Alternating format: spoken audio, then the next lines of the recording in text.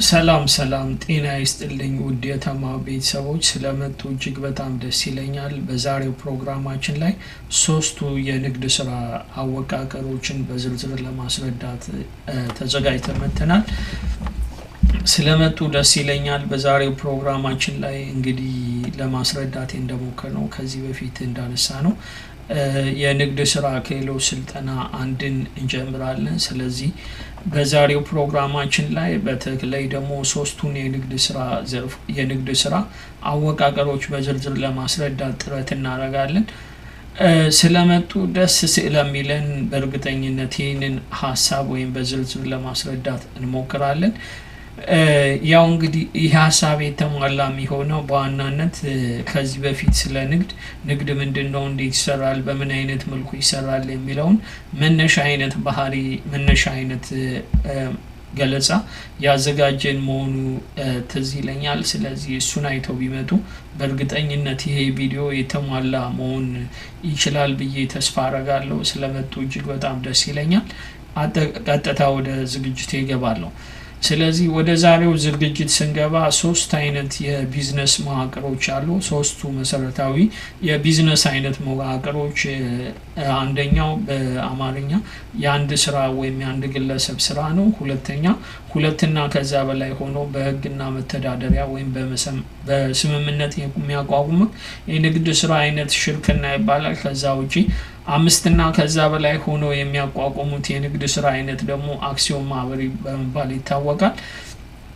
ስለዚህ በዋናነት ስለ ሶስቱ አንድነትና ልዩነት በዝርዝር ለማስረዳት ጥረት እናደርጋለን። ስለመጣችሁ እጅግ በጣም ደስ ይለናል። ስለዚህ በመጀመሪያ ደረጃ ለማስረዳት የምንሞክረው የአንድ ግለሰብ ስራ ወይም ደግሞ አንድ ግለሰብ እንዴት ሊሰራ ይችላል የሚለውን ነገር በዝርዝር ለማብራራት ጥረት እናደርጋለን ማለት ነው።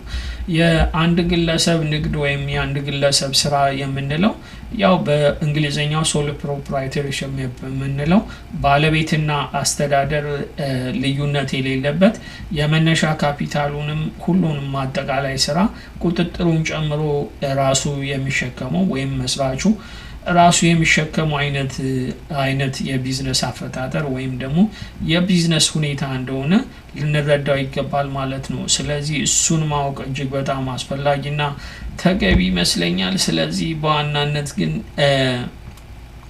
በዋናነት የዚህ ቢዝነስ መለያ ባህሪ 2 እና 3 ናቸው። የመጀመሪያው ነገር አጠቃላይ ስራውን በራስ መከወን፣ ከዛ ውጪ ትርፍም ካለ ኪሳራም ካለ ለራሱ መውሰድ ይሆናል ማለት ነው። ከዛ ውጪ ዲስአድቫንቴጁ ምንድነው ማለት ተግዳሮቱ ወይም ፈተናው ምንድነው? ዘላቂነቱ አስተማማኝ አይደለም ማለት ነው። ከዛ ውጪ ግን እጅግ በጣም ብዙ የሆነ ገደብ የለሽ ነጻነት ያጎናጽፋል ማለት ነው። ስለዚህ ይሄ ገደብ የለሽ ነጻነት የምንፈልገውን መስራት የማንፈልገውን አለመስራት ሙሉ መብት አለን። በውሳኔያችን ላይ ማንም ሰው ጣልቃ ሊገባ አይችልም ማለት ነው ከቤተሰብ በስተቀር። ስለዚህ በዋናነት የአንድ ግለሰብ ስራ ማለት ይሄ ነው። አድቫንቴጅም ዲስአድቫንቴጅም አለው። በዋናነት በአለማችን በስፋት የሚጠቀሙበት የቢዝነስ አይነት መዋቅር ነው። ያው እንደምታውቁት አንድ ግለሰብ ወይም አንድ ቤተሰብ በማንኛውም አይነት ሁኔታ ስራውን ሊያቋቁመው ይችላል። ስራውን ካቋቋመ በኋላ ደግሞ በትክክል ይሰራዋል አይሰራውም ሌላ ጥያቄ ነው። ስለ ሀገራችን የቢዝነስ አይነት ስናወራ በስፋት የምንጠቀምበት ኢትዮጵያ ውስጥ የአንድ ግለሰብ አይነት ወይም ሶል ፕሮፕራይተርሺፕ አይነት ቢዝነስ ነው። ራሱን የቻለ ፒኤልሲ እና በተለያየ አይነት መልኩ ሊሰራ ይችላል። ስለ ፒኤልሲ እና የተለያዩ አይነት የአሰራር መንገዶች በዝርዝር ወደፊት ይዘን የምንመጣ መሆኑን እንዲታወቅልን እንፈልጋለን። ስለዚህ ስለመጣችሁ እጅግ በጣም ደስ ይለኛል። ሶል ፕሮፕራይተርሺፕ ላይ ያለኝ ሀሳብ ይሄ ነው ማለት ነው። ይህንን በዚህ መልኩ ከተረዳችሁልኝ ወደ ቀጣይ ገለጻዬ ስገባ ሁለትና ከዛ በላይ በስምምነት የሚያቋቁሙት የቢዝነስ አይነት ደግሞ ሽርክና ወይም ደግሞ ፓርትነርሺፕ ይባላል ማለት ነው። ሁለትና ከዛ በላይ አይነት ሰዎች ሊሳተፉበት ይችላሉ። ካፒታል እኩል ማዋጣት ላይኖርባቸው ይችላል። በስራ ላይ ያላቸው እንቅስቃሴ እኩል ላይሆን ይችላል። በዋናነት ግን ሁለቱ በስምምነት በመተዳደሪያ ደንብ ወይም ደግሞ ጸደቀ የሽርክና ውል ስራውን ሊያቋቁሙት ይችላሉ ማለት ነው። ከሶል ፕሮፕራይተርሺፕ የተሻለ ትንሽዬ ግልጸኝነት ሊኖረው የሚችል የራሱን የቻለ መዋቅር አለው። በዋናነት ማኔጅመንቱ ማለት ቁጥጥሩ ማን እንደሚይዘው፣ አስተዳደሩ ማን እንደሚይዘው፣ ካፒታል በምን አይነት መልኩ እንደሚዋጣ በዝርዝር የሆነ ዝርዝር ማብራሪያ ስምምነቱ ላይ ስለሚኖር እጅግ በጣም ትንሽዬ የተሻለ ነው። ይሄም ቢሆን ዘላቂነቱ አስተማማኝ አይደለም። ስለዚህ ስለ ችግሮቹ ስለ ሽርክና ስራ ችግሮቹ ለማውረድ ስንሞክር አንደኛ ሁለትና ከዛ በላይ ሰዎች የሚሳተፉበት ስለሆነ ሁለትና ከዛ በላይ ሰዎች የሚሳተፉበት ስለሆነ ውሳኔ ላይ ግጭት ሊፈጠር ይችላል።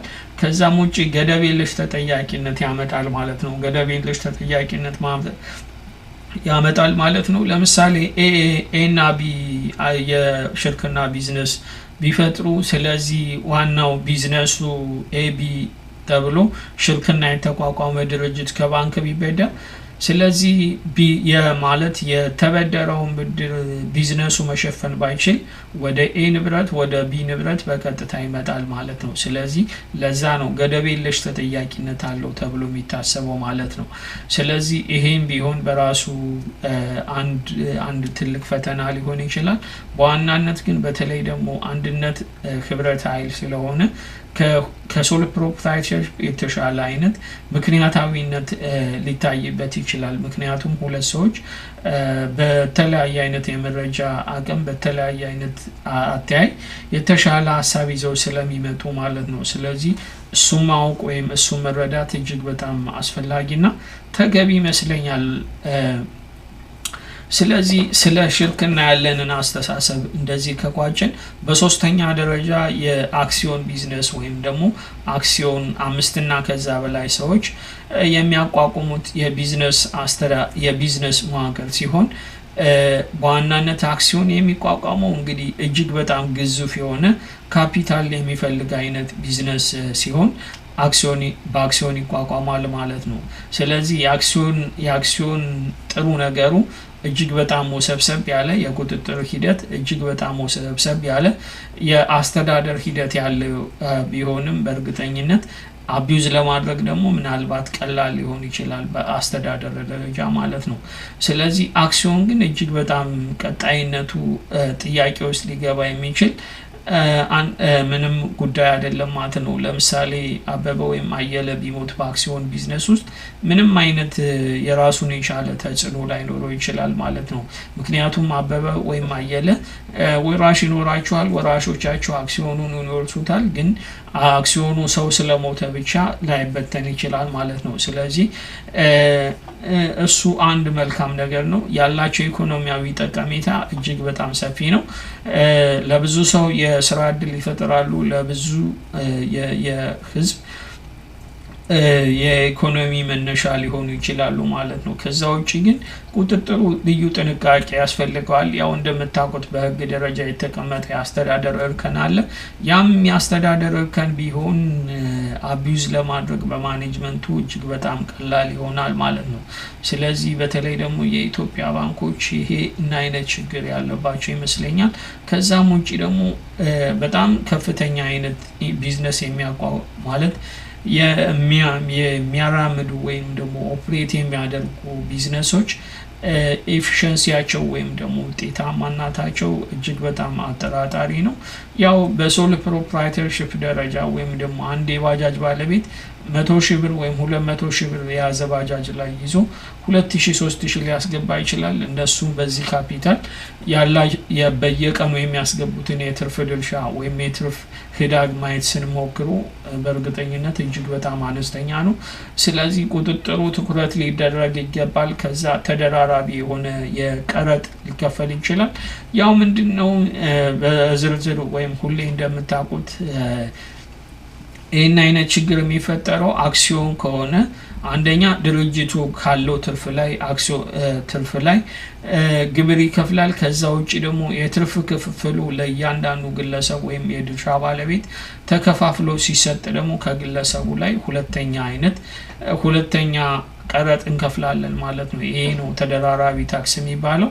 ስለዚህ በዋናነት ግን ከሶስቱ በጣም ተመራጭ የሚሆነው ከሶስቱ የተሻለ የሚሆነው የአክሲዮን ቢዝነስ ነው። ግን በዋናነት የአክሲዮን ቢዝነስ ደግሞ እንደ ግለሰብ እጅግ በጣም አትራፊ አይደለም። እዚህ ላይ የኔን ታሪክ ማንሳት ፈልጋለሁ። ምናልባት እኔ ስራ እንደጀመርኩኝ በተለየ አይነት አጋጣሚ እጄ ላይ ብር ገባ። እጄ ላይ ብር ሲገባ የባንክ አክሲዮን ነበር የገዛሁት። የባንክ አክሲዮን ገዝቼ እንግዲህ ከ15 አመት ውስጥ ራሱን እንኳ በሁለት እጥፍ አላሳደገም ማለት ነው። ምናልባት ደግሞ ቋሚ ንብረት ላይ ኢንቨስት አድርጌው ቢሆን ወይም ቋሚ ንብረት ገዝቼበት ቢሆን ቤት ወይም ቦታ ገዝቼበት ቢሆን ደግሞ በእርግጠኝነት ያንን 4-5 እጥፍ ምንም ነገር ምንም አይነት ጥረት ሳላደርግበት ምንም አይነት ተጨማሪ ግንባታ ሳልገነባበት በእርግጠኝነት ወደ ተሻለ አይነት ትርፋማነት ሊያመጣኝ ይችላል ማለት ነው። ስለዚህ ተማሪውን በዋናነት ትኩረቱ በተለይ የቋሚ ንብረት ላይ ኢንቨስት የሚያደርጉ ሰዎችን በጥልቀት ማማከር፣ በጥልቀት የተለየ አይነት አተያይ እንዲኖራቸው ይመክራል ወይም ደግሞ ለማየት ይሞክራል። ስለዚህ ስለመጣችሁ እጅግ በጣም ደስ ይለኛል። የዛሬ ዝግጅቴ ይሄን ይመስላል። ስለዚህ የዩቲዩብ አልጎሪዝም የሚሰራው በኮሜንት በላይክና ሼር መጠን ስለሆነ ሼር በማድረግ ለዘመድ ጓደኛ እንዲያጋሩልኝ እንዲሁም ደግሞ ኮሜንት በማድረግ ያልገባውትን ግልጽ ያልሆነሎትን ጥያቄ መጠየቅ ይችላሉ። ከዛም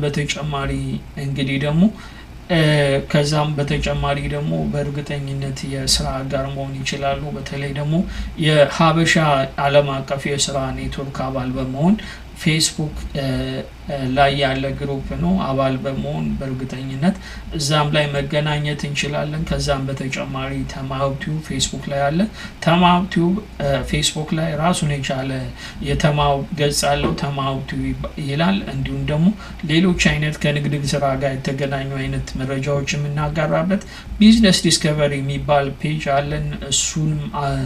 በሱም ማግኘት ይችላሉ። ከዛ በተጨማሪ ቴሌግራም ላይ የተማው ቤተሰቦች የትስስር መረብ አለን። ቴሌግራም ላይ መቀላቀል ይችላሉ። ከዚህ ቪዲዮ ስር ፒን አደርግላችኋለሁ የቴሌግራም አድራሻውን። ስለመጣችሁ እጅግ በጣም ደስ ይለኛል። እጅግ በጣም መልካም ጊዜ ተመኘውላችሁ። የዘውትር ደንበኛ እንደሚሆኑ አልጠራጠርም። እድሜ ይስጥልኝ በማለት እለያችኋለሁ። መልካም ጊዜ እንዲሆንላችሁ ተመኘው። የዘውትር አገልጋያችሁ ተማው ከቶሮንቶ